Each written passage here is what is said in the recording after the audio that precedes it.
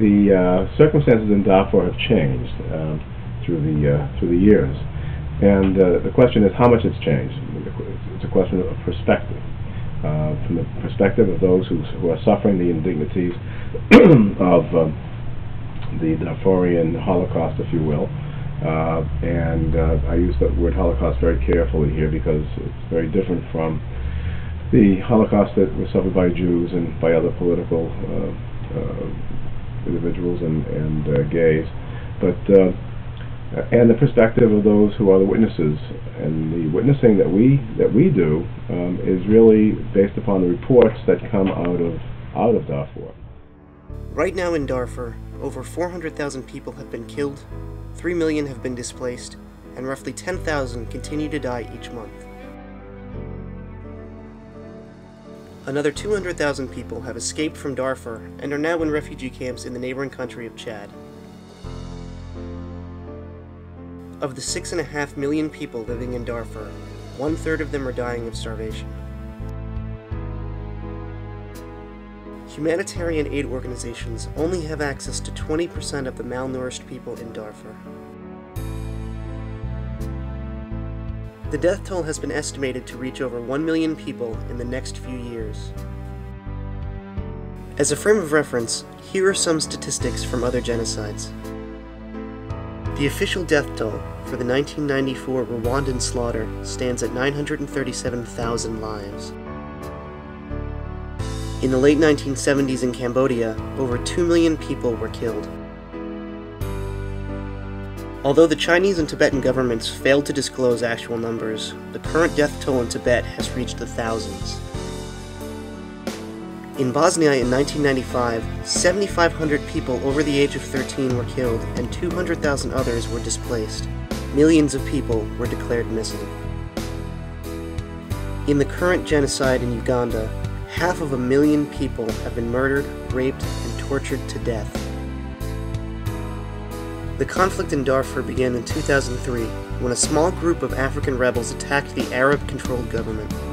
The government responded by sending out armed troops to African-populated areas in Darfur. The troops were soon joined by another force, a proxy militia called the Janjaweed. The term Janjaweed translates to devils on horseback. Things went awry when the government troops and the Janjaweed started killing civilians and pillaging small towns. Villages were vandalized, looted, bombed, and burned.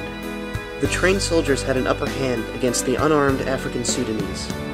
2/3 of the population of Darfur is affected by the continuous violence. You asked about a question of immediacy and a question about how high school students can exercise their conscience. No doubt what is going on in Darfur bothers many young people.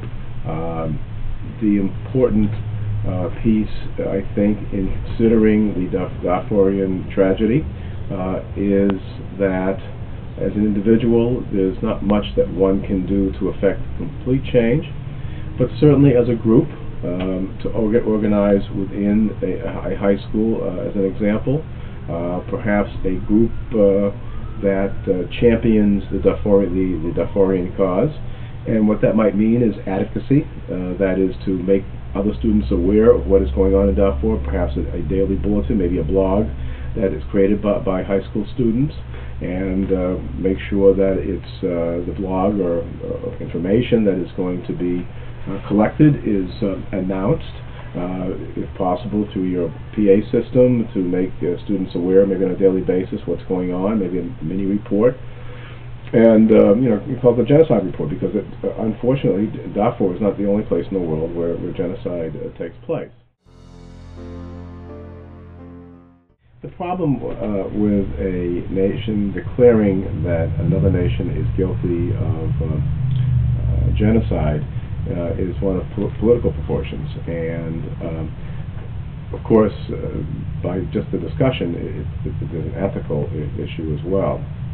So there are a number of implications when you say that an action is genocide.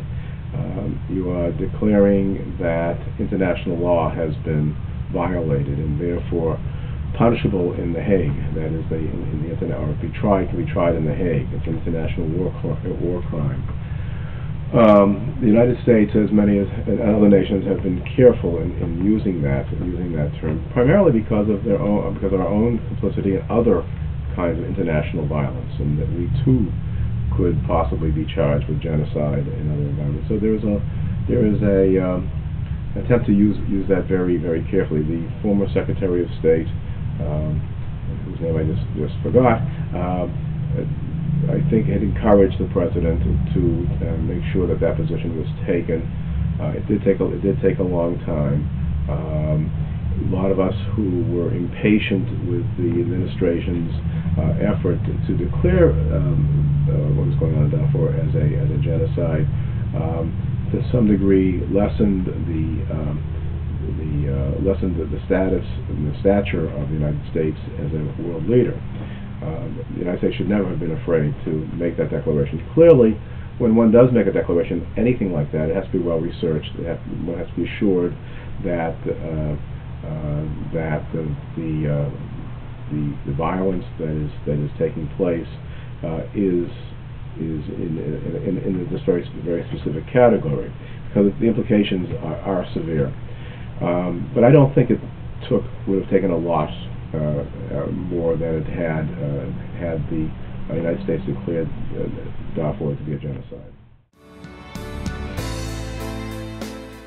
Until 2006, the other nations of the world refused to declare the oppression in Darfur to be genocide. Through public rallies and many meetings among leaders, the situation has finally been acknowledged for what it is.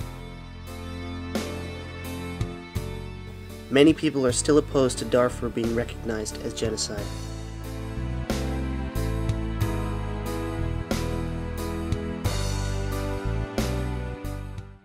I have went to a demonstration, I guess about 2 years ago, maybe it was only a year ago, with other rabbis at the United Nations, and had essentially a workshop inside the United Nations. And we were addressed by a Darfurian, we were addressed by other dignitaries, I think that one congressman as well, a New Jersey congressman, on what was going on in Darfur. But in terms of higher levels of action, that is needed still, and I think to some degree some of us have become relatively comfortable after each declaration that some kind of treaty had been signed, and of course as soon as we hear something like that we go on to other things. So ultimately, if I were to judge my role in history at this time, I would think that I have not done enough, and I think that it's not too late to do more. It's just that I don't think many of us have done enough.